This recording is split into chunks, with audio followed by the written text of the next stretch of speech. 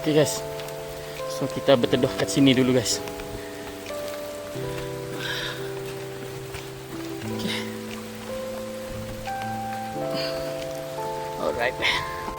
Okay guys, so jam sekarang ni menunjukkan pukul 5.30, 36. So kita stop mancing lah guys.